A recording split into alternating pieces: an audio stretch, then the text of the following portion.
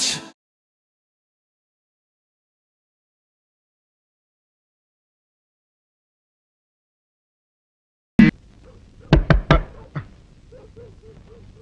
ఎవరో తలుపులు కొడుతున్నారు. ఒకవేళ దొంగలు కాదు కదా. రైట్, వెళ్ళాకరనుకో.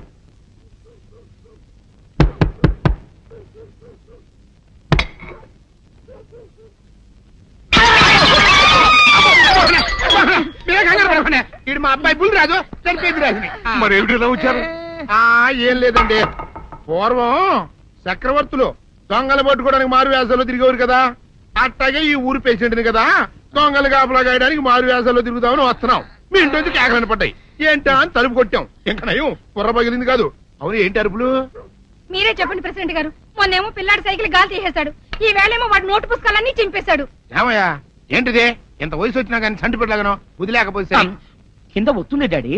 బుద్ధి బుద్ధి అనాలి. తెలేరా బుద్ధి?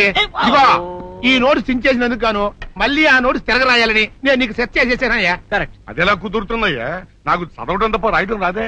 ఇది క్లిష్టమైన సమస్య డాడీ. ఏమీ కిలసడమైన పరిస్థితి కాదు. ఆయన చించిన అన్ని అంటిస్తాడు, నువ్వు వాటిని చూసి మళ్ళీ నోట్ తిరగరాయి. నోట్ రాయడం నేర్చుకున్నట్టు ఉంటది, ప్రజా సేవ చేసినట్టు ఉంటది. ఇదేం బాగోలేదు డాడీ. తప్పు ఒకరు చేస్తే శిక్ష ఒకరికా. అందుకే నేను అనేది ఇంకొక నాన్నకు పుట్టినా బాగుండేదనే. తప్పు కొద్దు ఇలా తమంత వార్త వస్తుంది. డాడీ ఏంట్రా ఇది విషయం, ఇది కిరసనాయలు, ఇది తాడు. అర్జెంట్ గా చచ్చిపోవాలంటే ఈ మూడిట్లో ఏది బెటర్ చెప్పు డాడీ. ఈ ఎసం తాగి ఈ కిరసనాయలు మీద వేసుకుని ఈ తాడు ఊరేసుకుని అగ్గిపూల లపక్కన వెలిగించుకున్నారనుకో టపక్కన ఎగిరిపోతారా. అవును, ఎంతకీ ఈ ఏర్పాట్లన్నీ ఎవరి సాగు కోసమో? నేనే ఆత్మహత్య చేసుకుందాం అనుకుంటున్నాను. నా బావి పేసినంట, నువ్వు బతికొండంగానే నీ ముఖం పగలు చూస్తే రేత్రి కల్లోకి వస్తుంది. అట్టానికి నువ్వు సచ్చి దెయ్యమయ్యావనుకో దెయ్యాలు కూడా బెదిరి సస్తాయి.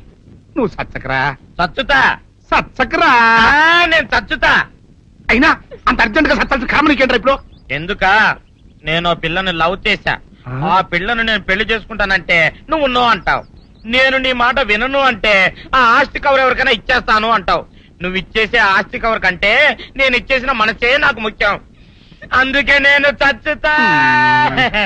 అదే విషయం. ఓరు నా బొగ్గుకొండ, నువ్వు ప్రెసిడెంట్ అవడం నాకు కావాలి గాని పేడెత్తుకునే అమ్మాయిని తీసుకొచ్చి నాన్న నేను దీన్ని ప్రేమించాను అని చెప్పు, నేను చేయకపోతాను.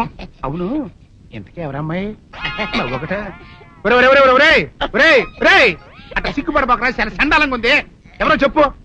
అది అది జానకమ్మ. ఏంటి జానకమ్మ? అమ్మా, నీ గని పిచ్చిగా నెక్కిందంట్రా. నా వయసావిని నువ్వు ప్రేమించటమేట్రా? జానకమ్మ కాదు డాడీ, ఆవిడ మనవరాలు సౌందర్యను ఆవిడ మనవరాలా? నా ఎదుకున్నా నా బొగ్గుకొండ కదే. రే, జానకమ్మ గారితో ఇయ్యమందడం అంటే నేను మాత్రం కాదంటని చెప్పు. వెంటనే వెళ్ళి వాళ్ళతో మాట్లాడి ఆ ముఖరథం పెట్టించుకొస్తా. అబ్బా, కింద ఒత్తులు తీసేసి ప్రాణాలు తీసేస్తున్నావు డాడీ. ముఖరథం కాదు డాడీ, ముహూర్తము. ముహూర్తము అదేలా ముఖరథము, అదే పెట్టించుకొస్తా. డాడీ, నేను ఇంకో డాడీ కాకుండా నీకే పుట్టినందుకు నాకు పిచ్చి హ్యాపీగా ఉంది డాడీ. ఆనందమానందమాయనే ఈ అందగాడు పెళ్లి కొడుకాయనే. అమ్మ సౌందర్య, ఎంత అల్లరి జరిగాక నీకు పెళ్లిలా అవుతుందని భయపడ్డా. కానీ నువ్వు చాలా అదృష్టవంతురాలమ్మా. అందుకే ఆ సీనుగాడి బండారం బయటపడింది, బంగారం లాంటి మరో సంబంధం వచ్చింది. ఇంతకీ నిన్ను ఏరి కోరి పెళ్లి చేసుకుంటానన్న వ్యక్తి ఎవరని అడగవే? అడగాల్సిన అవసరం లేదు నాన్న, మీరెవరిని పెళ్లి చేసుకోమన్నా చేసుకుంటాను. అది కాదమ్మా, అబ్బాయి నీకు బాగా తెలుసు. అయినా నీకు ఇష్టమో కాదో చెబితే. శవాలకు ఇష్టాలుండవు నాన్న.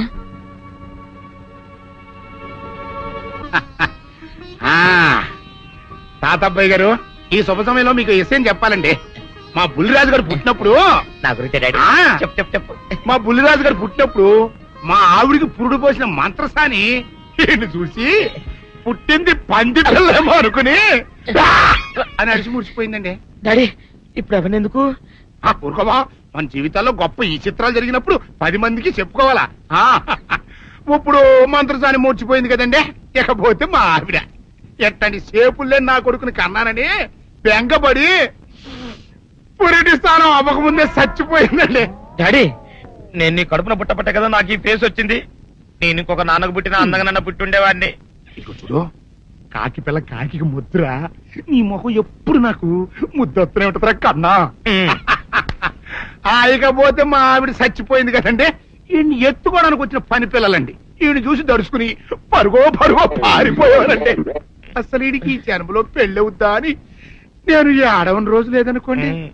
అట్లాంటిది మా బుల్లిరాజు గారికి మీ అమ్మాయితో పెళ్లి కుదరటం నిజంగా మా అదృష్టం కదండి. ఎంత మాట, మీలాంటి వారితో వీయమంతరం మా అదృష్టం. అలాగనే అంత మాట్లాడతారు. పొంతులు గారు మొకరదం పెట్టేయండి. అయ్యా, ఈనాటికి సరిగ్గా 4వ రోజుకు ఓ మంచి దివ్యమైన ముహూర్తం ఉంది. అయితే అదే కాయ చేసేయండి. ఏంటంటే అట్లాగే ఏమనే మా ఓడికి పెళ్లి ఖాయమైతే మా నూరు దేవాలయంలో దేవుడికి అభిషేకం చేయిస్తానని మొక్కుకున్నానంటే ఆ అభిషేకం ఇలా జరిపిస్తున్నాను. మీరందరూ పెళ్లి కూతురు తీసుకుని తప్పకుండా రావాలి. అమ్మో జానకమ్మా, నువ్వు కూడా తప్పకుండా రావాలి. ఎంత మాట, తప్పకుండా వస్తాను. తగినమ్మా, వస్తామండి. వస్తానండి. మంచిది.